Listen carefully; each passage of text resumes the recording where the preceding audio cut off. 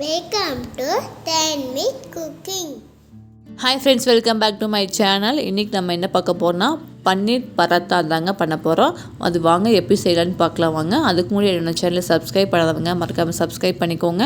என்னோடய சேனல் பார்த்துருக்கவங்களுக்கும் புதுசாக வந்து சப்ஸ்கிரைபர்களுக்கும் மனமார்ந்த நன்றிங்க.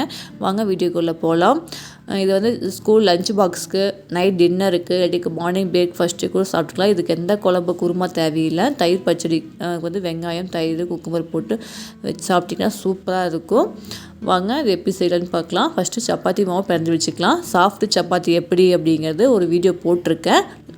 லிங்க் கீழே டிஸ்கிரிப்ஷன் பாக்ஸில் லிங்க் கொடுக்குறேன், செக் பண்ணி பார்த்துக்கோங்க. பராத்தா செய்கிறதுக்கு 2 பெரிய வெங்காயம் இது மாதிரி சாப் பண்ணி வச்சுக்கோங்க. நல்லா பொடி பொடியாக கட் பண்ணிக்கோங்க. சாப்பர் இல்லை அப்படின்னா நீங்கள் நல்லா கையிலேயே பொடி பொடியாக கட் பண்ணி வச்சுக்கோங்க. ஒரு 200 கிராம் பன்னீரை முக்கால்வாசி எடுத்துட்டு கால்வாசி தனியாக வச்சுட்டேன். இது மாதிரி கேரட் துருவும் பார்த்திங்களா, அது மாதிரி துருவி எடுத்து வச்சுக்கலாம் பன்னீரை. அடுத்தது பூண்டு, ஒரு 5 பல் பூண்டை இது மாதிரி அதுவும் துருவி வச்சுக்கலாம். இஞ்சி பூண்டு பேஸ்ட் இருந்தால் நீங்கள் அப்படியே சேர்த்திக்கோங்க. இஞ்சி பூண்டு பேஸ்ட் இல்லாதனால இஞ்சி பேஸ்ட் மட்டும் தான் இருக்குது, அதையும் எடுத்து வச்சுக்கோங்க. இஞ்சி பூண்டு பேஸ்ட்டு 1 ஸ்பூன் எடுத்து வச்சுக்கோங்க. அந்த கால்வாசி எடுத்த பன்னீரை ஒரு கண்டெய்னர் பாக்ஸில் போட்டு ஃப்ரிட்ஜுக்குள்ளே ஸ்டோர் பண்ணிக்கலாம். வேறு எதுக்காக யூஸ் பண்ணிக்கலாங்க. உள்ள ஸ்டஃபிங் வைக்கிறதுக்கு பராத்தாக்கு நம்ம வந்து எல்லாமே வதக்கி தான் செய்ய போகிறோம்.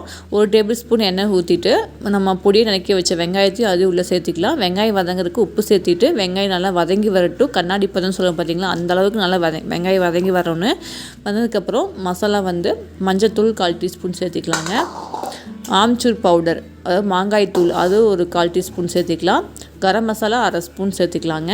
சேர்த்திட்டு கொத்தமல்லி தழை அதையும் நல்லா சேர்த்திட்டு நல்லா வதங்கட்டுங்க. ஒரு 2 நிமிஷம் நல்லா வதங்கி வந்ததுக்கப்புறம் கொஞ்சமாக குழந்தைங்க சாப்பிட்றதுனால மிளகாய் வந்து காரமாக வேண்டாம், லைட்டாக ஒரு பச்சை மிளகாய் சேர்த்திக்கலாம் பொடி பொடியாக கட் பண்ணி.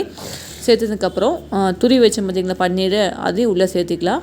உள்ளே சேர்த்திட்டு ரொம்ப நேரம் பன்னீர் வந்து வதக்கணும்னு அவசியம் இல்லை. ஒரு 3லேருந்து 4 நிமிஷம் வதக்குனா போதும். பன்னீர் நல்லா சாஃப்டாகிடும், நல்லா வெந்து வந்துடுங்க. இப்போ இந்த அளவுக்கு நம்ம ஸ்டஃபிங் ரெடி ஆயிடுச்சு. அடுத்தது சப்பாத்தி மாவும் நல்லா 1/2 மணி நேரம் நல்லா ஊறிடுச்சுங்க. இப்போ நம்ம சப்பாத்தி மாவு உருண்டை பிடிச்சிக்கலாம். இப்போ பெரிய சைஸாக ஒரு உருண்டையாக பார்த்து பிடிச்சிக்கோங்க. இந்த சைஸில் உருண்டை பிடிச்சிக்கலாங்க. இந்த சைஸு ஓகேவாக இருக்கும். இப்போ லைட்டாக மேலே வரமாக கொஞ்சம் லைட்டாக தூவிட்டு நம்ம தேய்ச்சி எடுத்துக்கலாம். இந்த அளவுக்கு தேய்ச்சிட்டுங்க. உள்ளே நம்ம பன்னீரை வந்து உள்ளே ஸ்டஃபிங் வச்சுக்கலாம். இந்த அளவுக்கு வச்சுக்கோங்க. வச்சுட்டு இப்போ நான் உங்களுக்கு மடித்து காட்டுறேன் பாருங்கள். இந்த அளவுக்கு நம்ம சாரீ ஃப்ளீட் எடுப்போம் பார்த்திங்களா, அதே மாதிரி மடிச்சுக்கலாம். மடிச்சுட்டு இது மாதிரி மேலே குமாச்சே எடுத்திங்கன்னா அந்த எக்ஸ்ட்ரா இருந்த மாவை எடுத்துக்கலாங்க. அக்கட்டை எடுத்துக்கோங்க போதும். இது மாதிரி அமுத்தி விட்டு மறுபடியும் வந்து மெதுவாக சாஃப்டாக பண்ணணுங்க. இது மாதிரி லைட்டாக மெதுவாக தேய்ச்சிக்கலாங்க. ரவுண்டாக 2 பக்கம் திருப்பி போட்டு தேய்ச்சிக்கலாம். வெளியில் வந்தாலும் பரவாயில்ல, ஒன்றும் அதுவும் சூப்பராக தான் இருக்கும், ஒன்றும் பிரச்சனையும் இல்லை. அவ்வளோதாங்க, ரெடி ஆயிடுச்சு. இதே மாதிரி இன்னொன்று உங்களுக்கு பண்ணி காட்டுறேன் பாருங்கள். இது மாதிரி சாரீ ஃப்ளீட் எடுப்போம் பார்த்திங்களா, அதே மாதிரி மடிச்சுக்கோங்க. மடிச்சுட்டு மேலே இருக்கிற எக்ஸ்ட்ரா மாவை அக்கட்டை எடுத்துக்கோங்க. எடுத்துகிட்டு லைட்டாக அமுத்தி வரமாவு போட்டு நல்லா தேய்ச்சிக்கோங்க. தேய்ச்சிட்டு மெதுவாக தேய்ங்க. வெளியே வந்தாலும் பரவாயில்ல, அந்த பன்னீர் ஒன்றும் பிரச்சனை இல்லை, அதுவும் நல்லா தான் இருக்கும்.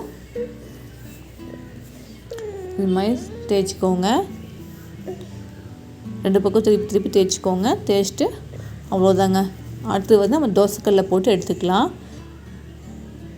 தோசைக்கல் நல்லா காஞ்சதுக்கப்புறம் போட்டுக்கோங்க. போட்டு 2 பக்கம் திருப்பி விட்டுக்குங்க. தீ மீடியம் ஃப்ளேமில் வச்சுக்கோங்க, ஹையில் வைக்க வேண்டாம். ஏன்னா மேலே காய்கறி உள்ளே வேகாது, அதனால் மேலே வச்சுக்கோங்க. மேலே வந்து நெய்யோ இல்லைன்னா வெண்ணெய் இருந்தாலும் நீங்கள் மேலே தடவி விட்டுக்குங்க.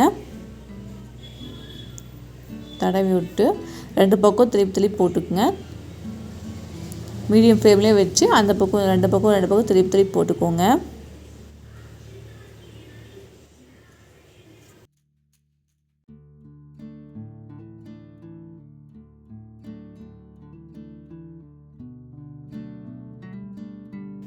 அவ்வளோதாங்க, சூப்பராக பன்னீர் பராத்தா ரெடி ஆயிடுச்சு. இதே மாதிரி எல்லாமே சுட்டு எடுத்ததுக்கப்புறம் பார்க்கலாங்க.